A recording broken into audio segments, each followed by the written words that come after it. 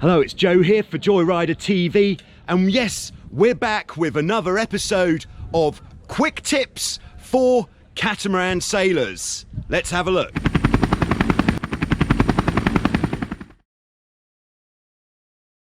So if you're sailing a boat which has the downhaul or jib sheet or both led into the front beam on a takeaway, if when you head out you're pulling all the downhaul on, and let's say you're pulling it all on port tack like this, then what that can mean is you're left with some slack on that side. So what you need to do is balance the ropes. So initially pull a bit on both sides, and then when you come to return to the beach, try to let the majority of your downhaul or jib off on the side which you pulled the most of it on.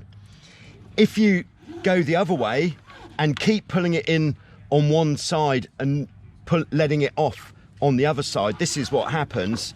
You'll end up getting to the join between the rope and the elastic, and if you start pulling on that join like that, then you'll probably break this and you'll have to re-thread your takeaway system.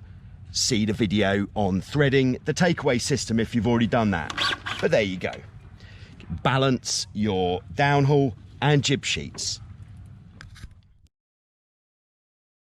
This next one is a feature of the Spinnaker system on most catamarans. Like this is on a Tiger, but it's the same on a Tornado, on a C2, and I would dare say on other catamarans with spinnakers. So your spinnaker cleat is generally on the mast like this. So when the spinnaker is up and pulling, this cleat is under a lot of tension, which means when you're trying to uncleat this, if you're just trying to pull it straight down from here, it's quite hard. Whereas the reason there's a block on the front beam is because if you pull from behind that block, that pulls the halyard out of the cleat very easily. So every time you go to drop the spinnaker, pull the halyard out of the cleat through this block a lot easier. That is essential to use if you're sailing with a deck sweeper mainsail and you're sailing on the port tack when you want to drop the spinnaker, because you can't actually get to the cleat. So use the block. Okay, for the next one, this is for any boat which has a bowsprit. What you find is when you're pulling the jib in, a lot of the time, if you're pulling it in hard, the jib is actually pulling the forestay back, which is going to alter the rig tension on your boat, and you're not going to be able to get the jib as tight in as possible, which is what you need when it's windy.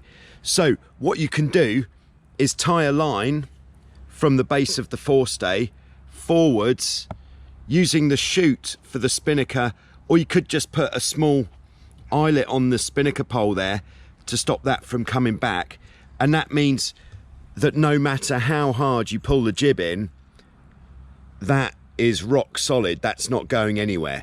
So that really helps. That'd be the same on an F18, on a Tornado, Hurricane 5.9, anything like that which has a spinnaker pole on it and a jib. Okay, so here's a top tip. A quick tip, if it's difficult to manage your boat because you're floating a bit, then if you lift the boat and kind of put it on your shoulder, that will actually put your feet very solidly on the bottom, so then you could get some traction and get upwind. Whereas if you just tried to hold the boat as normal, it would be very difficult to do so.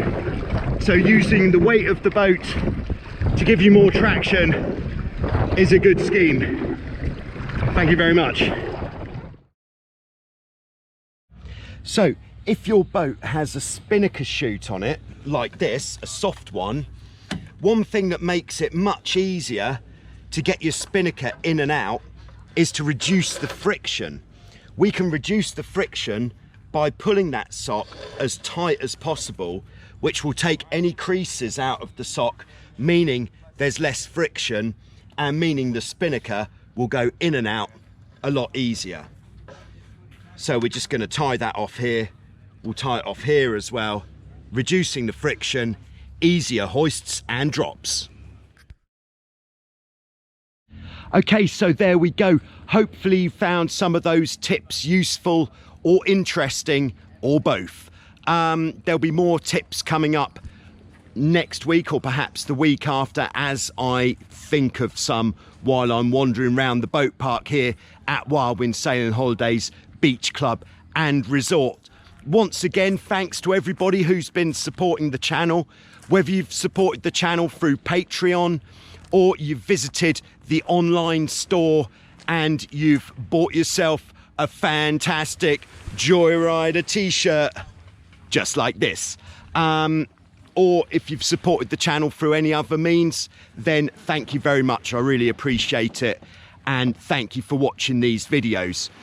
Do give the video a like if you liked it, subscribe to the channel if you're not yet subscribed, and then you won't miss any more great information that will be coming to you from me, from here to wherever you are. Thank you very much.